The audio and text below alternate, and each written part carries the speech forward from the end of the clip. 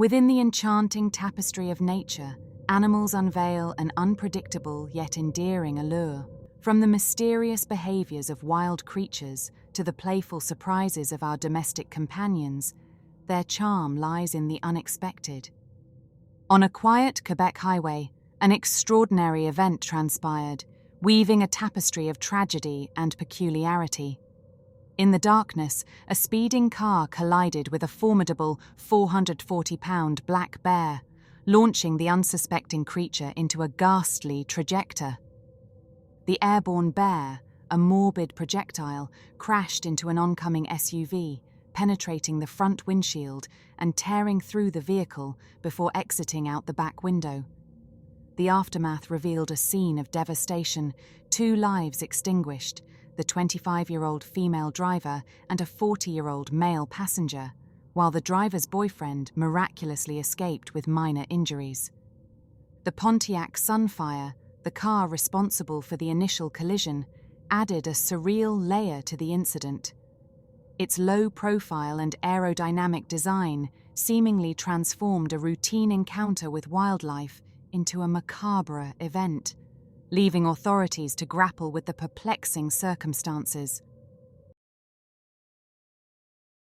In Campbellton, New Brunswick, on August 5, 2013, 2 young brothers, Noah and Connor Barth, aged 4 and 6, were visiting their friend's father's pet store, where they met a tragic end at the coils of an African rock python. The apartment above the pet store, where the boys peacefully slept, became an unexpected battleground between innocence and nature's capriciousness. The python, initially housed in a specially constructed enclosure, seized an opportunity to escape. Slithering through an air duct, it descended through a ceiling tile, entering the living room where the unsuspecting boys lay. Jean-Claude Savoy, the python's owner, later recounted the harrowing details. The snake, measuring over 4 meters in length and weighing 45 kilograms, struck silently. The encounter resulted in a devastating loss as the python constricted around the brothers in the darkened room. The bizarre circumstances sent through the town, prompting disbelief and grief. Controversy enveloped the tragic tale as experts debated the unusual behavior of the snake.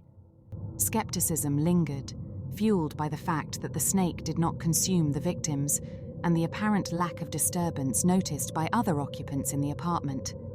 Despite objections, authorities ruled out foul play. The aftermath saw the python's euthanasia and a preliminary autopsy report confirming asphyxiation as the cause of death for the Bartha brothers. Amidst the grief, the community grappled with the revelation that the pet shop, registered as a reptile zoo, lacked the necessary permits for housing such creatures. As the legal proceedings unfolded, Savoy faced charges of criminal negligence for failing to prevent the tragic deaths. Travis, a chimpanzee with a unique background, entered the world at the Missouri Chimpanzee Sanctuary on October 21, 1995. His parents, Susie and Coco, had been brought to the US from Africa in the 1970s. Unfortunately, tragedy struck when Susie was fatally shot during an escape in 2001.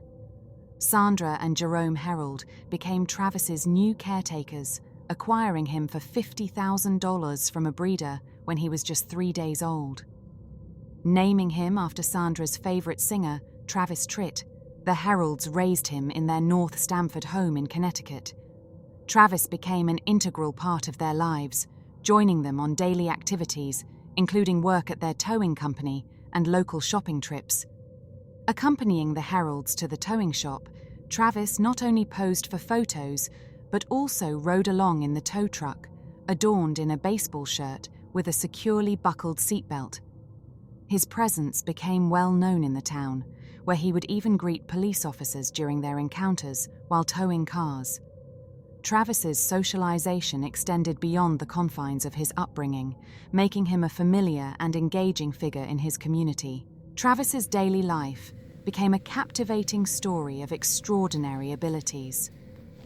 From opening doors with keys to dressing himself, feeding horses, and even enjoying a seat at the family table with a stemmed glass of wine, Travis seamlessly blended into the Herald's routines. His love for ice cream and knack for keeping track of passing trucks showcased his charming quirks. A tech-savvy chimpanzee, Travis logged onto computers, watched TV with a remote control, and even brushed his teeth with a water pick. The narrative took a poignant turn when Sandra lost her only child in 2000 and Jerome succumbed to cancer in 2004. Travis, almost a surrogate son to Sandra, became an even more cherished companion. Their bond reached new heights as they shared sleeping and bathing routines. In 2003, Travis made headlines for escaping and causing a traffic disturbance. The incident led to a Connecticut law regulating the ownership of primates as pets, effective in 2009. The Heralds, exempted due to their long-term ownership, continued life with Travis. The year 2009 brought a tragic chapter as Travis attacked Sandra's friend, Charla Nash, on February 16th. Holding Herald's car keys, Travis encountered Nash holding his favorite toy, triggering a violent outburst. Despite Herald's desperate attempts to stop the attack, the rampage continued. Travis's tragic confrontation with the police ended in his death. The aftermath left Nash with devastating injuries, prompting legal battles and freezing of Herald's assets. The incident's impact extended to legislative discussions about private ownership of exotic animals.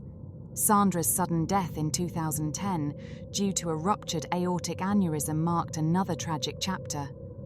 The story continued with Nash's journey to recovery, including a groundbreaking transplant surgery in 2011. Despite initial success, complications arose, highlighting the ongoing challenges faced by those affected by Travis's unforgettable tale.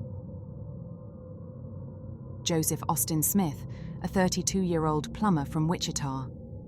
Joseph, described as a devoted family man and skilled musician, found himself in a heartbreaking and fatal circumstance which would leave a community shattered. It was a Saturday morning, just before 10 a.m., when Joseph occupied the passenger seat of his friend's truck, nestled amidst the rolling landscapes of Gayuda Springs. The friends, united by a shared love for the outdoors, were on a mission to hunt doe, blissfully unaware of the somber twist that awaited them. In a cruel twist of fate, the gun in the back seat, part of their hunting gear, discharged. The echoes of the gunshot reverberated through the tranquil surroundings, marking the tragic moment when Joseph was struck in the back. First responders rushed to the scene, mere minutes away, but their efforts were in vain. The Sumner County Sheriff's Office, delving into the heart-wrenching details, revealed an unexpected culprit: a dog, a loyal companion belonging to the owner of the truck. The canine unwittingly triggered the rifle, leading to the fateful shot that claimed Joseph's life. The gun, it was noted, belonged to his friend, adding another layer of heartbreak to the unfolding narrative. As the investigation unfolded, the community grappled with the loss of Joseph, a man cherished by those who knew him. His boss, Chris Brown, owner of Brown Plumbing Services, attested to Joseph's ability to uplift spirits, even in the face of adversity. A GoFundMe page, a digital tapestry of shared grief and support, emerged to help his family navigate the challenging road ahead. Joseph's mother, in a poignant tribute, shared glimpses of her sweet Joe as a child, a mischievous spirit on a bike, and a budding guitarist. Friends painted a vivid portrait of a kind, funny, and loving individual whose mere presence could bring joy. Joseph, a skilled bass player in local bands, left an indelible mark on the Wichita music scene. Amidst the sorrow and questions lingering in the air, an investigation unfurled, entwining agencies like the Sumner County Sheriff's Office and the Kansas Department of Wildlife and Parks.